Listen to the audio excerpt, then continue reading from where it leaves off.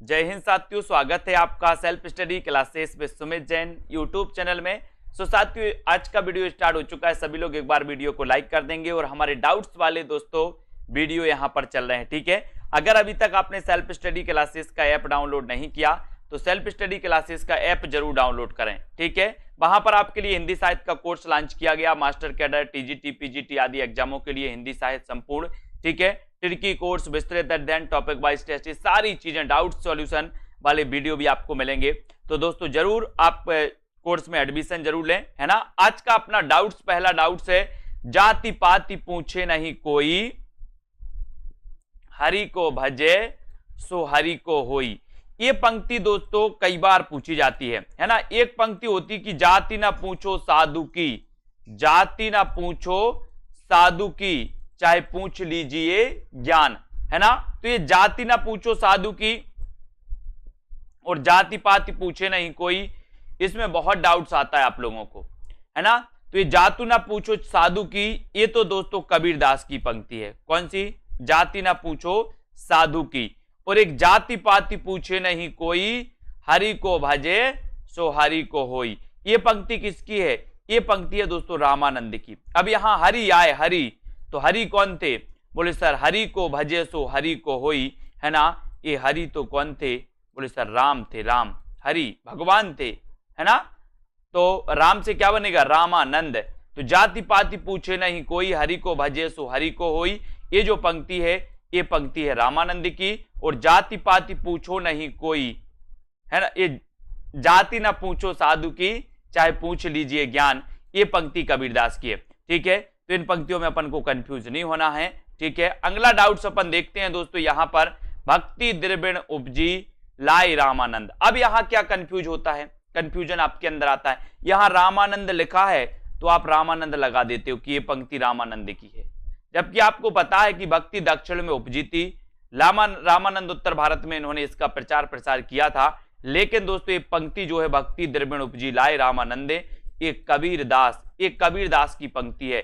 ये रामानंद के बारे में कही गई, भक्ति द्रविण उपजी लाए रामानंद, तो रामानंद के बारे में कही गई, तो ये रामानंद तो नहीं कहेंगे। कौन कहेंगे? कोई और कहेगा। कोई और में कौन आता है? वो आते हैं कबीर, है ना।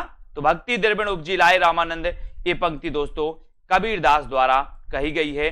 ये पंक्ति रामानंद के लिए कही गई है ना। याद रखते ना, कबीर के गुरु का नाम क्या था? रामानंद, है ना। मुस्लिम संप्रदाय के अनुसार शेख तकी इनके गुरु का नाम था, ठीक है। तो एक भी आपको याद रख लेना, है ना। तो ये भी आपका डाउट्स क्लियर होता है। नेक्स्ट है दोस्तों, नई कविता के प्रतिमान के लेखक कौन है? दोस्तों यहां एक डाउट्स है, एक तो पूछा जाता है आप तो कविता के नए प्रतिमान, है ना, कविता के नए प्रतिमान, और दूसरा पूछा जाता है नई कविता के प्रतिमान। नई कविता के प्रतिमान और कविता के नए प्रतिमान, ये कविता के नए प्रतिमान।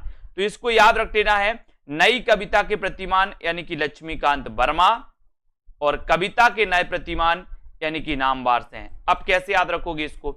आपको पता है दोस्तों, सबसे पहले यहां पर क्या आ रहा है? कविता के नए प्रतिमान। और कविता किसी का क्या है? नाम है। कविता किसी का नाम होता कि नहीं होता ना। तो एक कविता सबसे पहले आए, मतलब एक कविता किसी का नाम है, तो ये रचना किसकी होगी?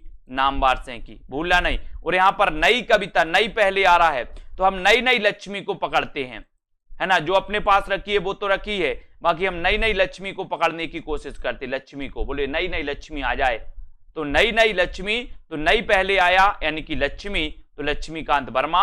और कविता पहले आई यानी कविता किसी का नाम है, तो ये रचना किसकी होगी? नामवार से की, ठीक है। Doubts clear? ऐसे ही डाउट्स क्लियर करेंगे। लाइक और शेयर जरूर करते जाएं।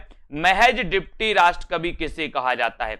आपने पढ़ा होगा दोस्तों कि राष्ट्र कवि कहा जाता है किसे? राष्ट्र कवि कहा जाता है दिनकर को। किसे कहा जाता है? दिनकर को। राष्ट्र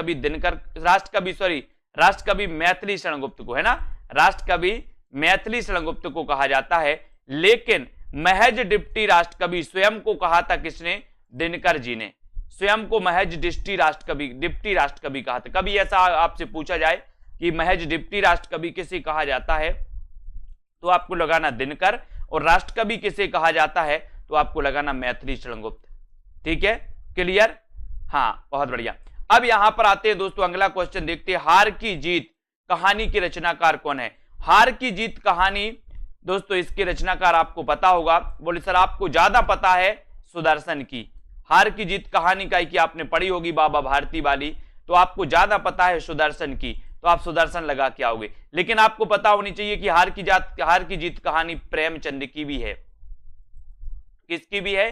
प्रेमचंद जी की भी है। बोले प्रेम में भी हार की जीत होती है ना। सुदर्शन तो आपको पता ही है। तो ये दोनों लेखकों के द्वारा दोस्तों हार की जीत प्रेमचंद की द्वारा भी लिखित है और सुदर्शन द्वारा लिखित भी कहानी है। दोनों की कहानी है ना, दोनों की कहानी, प्रेमचंद की भी और सुदर्शन की भी। कौन सी? हार की जीत। ठीक है, डाउट्स क्लियर? हार की जीत कहानी आपको पता चल गया। अब यहां पर दोस्तों अपने कितने 5 प्रश्न आज के कंप्लीट होते हैं।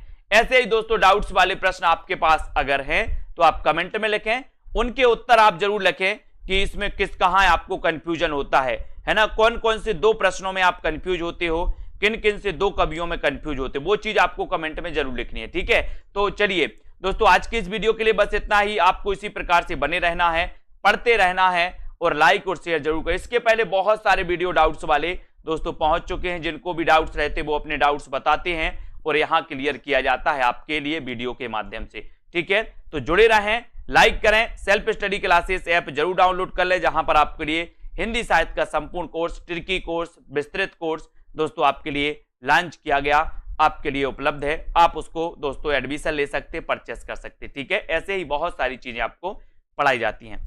तो जय हिंद।